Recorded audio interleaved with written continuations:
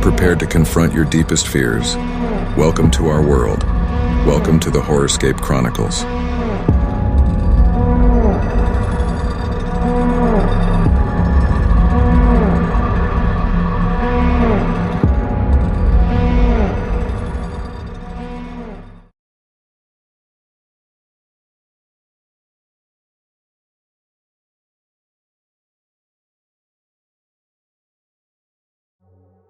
उत्तर प्रदेश के गोंडा जिले में एक छोटा सा गांव है, बगौरा।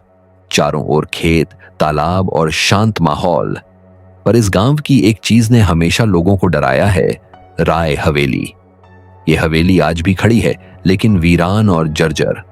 गांव के बुजुर्ग बताते हैं कि ये हवेली करीब 100 साल पुरानी है और इसमें एक समय पर राय साहब नाम के जमींदार अपने पूरे परिवार के साथ रहते थे।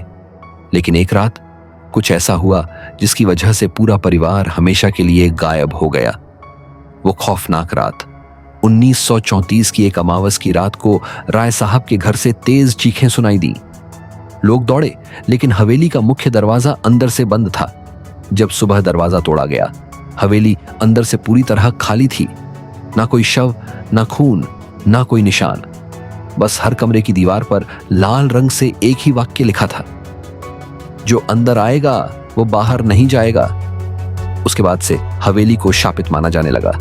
2022 में अमन गांव का ही एक युवक जो शहर से पढ़ाई कर लौटा था, अपने YouTube चैनल के लिए राय हवेली में रात बिताने की सोचता है। गांव वालों ने मना किया, लेकिन उसने इसे अंधविश्वास समझा। रात 11:45 अमन अपने कैमरे, टॉर्च और पावर बैंक के साथ हवेली में घुसा। पहले कुछ मिनट सब सामान्य लगा, लेकिन जैसे ही वो मंदिरनुमा कमरे में पहुंचा, टॉर्च की रोशनी कमजोर होने लगी। दीवारों से खरोंचने की आवाजें आने लगी। कैमरे की रिकॉर्डिंग में जो अंतिम फुटेज मिला, उसमें सिर्फ अमन की तेज सांसें, टूटती हुई टॉर्च की रोशनी और एक परछाई दिखती है जो धीरे धीरे उसके पीछे आ रही थी। अगले दिन गांव वालों को हवेली के बाहर सिर्फ कैमरा और उसका मोबाइल मिला। अमन आज तक लापता है। राय हवेली आज भी वहां है। लोग अब भी उसकी तरफ देखना पसंद नहीं करते और कहते हैं कि जो भी उस हवेली की शांति भंग करता है, वो लौट कर नहीं आता।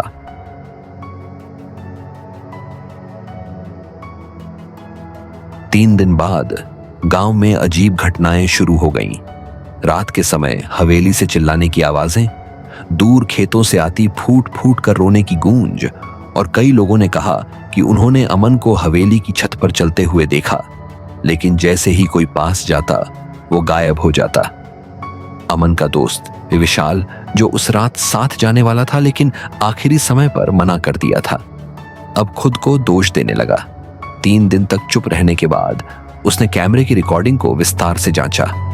उस फुटेज में एक दृश्य ऐसा था जिसे पहले किसी ने गौर से नहीं देखा था। एक क्षण जब अमन की टॉर्च झपकती है और दीवार पर एक पुराने जमाने की जंजीर से बंधे किसी इंसान की परछाई दिखती है। विशाल ने तय किया कि अब वह खुद राय हवेली जाएगा, अमन को खोजने या फिर उसके साथ जो हुआ उसका सच जानने। हवेली की दूसरी रात 12 बजे विशाल ने अपने मोबाइल पर लाइव लोकेशन ऑन की, बैकअप पावर, टॉर्च और कैमरा लेकर राय हवेली में प्रवेश किया। दरवाजा पहले से खुला था, लेकिन अंदर का माहौल भारी और असहज था, जैसे हवा भी चीख रही हो। वो वही मंदिर वाला कमरा ढूंढता है जहां अमन की आखिरी रिकॉर्डिंग हुई थी। जैसे ही उसने वहां कदम रखा, कमरे की दीवारें कंपन करने लगी। एक अजीब सी फुसफुसाहट पूरे कमरे में गूंजने लगी। अब तू आया है, तू जाएगा नहीं। फिर कमरे के कोने में रखी एक पुरानी संदूक अपने आप खुली। उसके अंदर था अमन का गले का लॉकेट और एक नोट। मैं अभी जिंदा हूं, लेकिन यहां समय नहीं चलता। अंतिम रहस्य। विशाल कुछ समझ पाता इससे पहले कमरे की दीवारें बंद होने लगीं। उसका कैमरा गिर गया और लाइव लोकेशन अचानक बंद हो गई। अगले दिन गांव वालों को हवेली के बाहर एक और मोबाइल और कैमरा मिला। अब 2 युवक लापता थे और राय हवेली पहले से भी ज्यादा खामोश हो चुकी थी। क्या राय हवेली समय और आत्माओं का जाल है? क्या अमन और विशाल आज भी किसी अदृश्य दुनिया में फंसे हुए हैं? इस रहस्य का जवाब शायद किसी तीसरे जाने वाले को ही मिलेगा।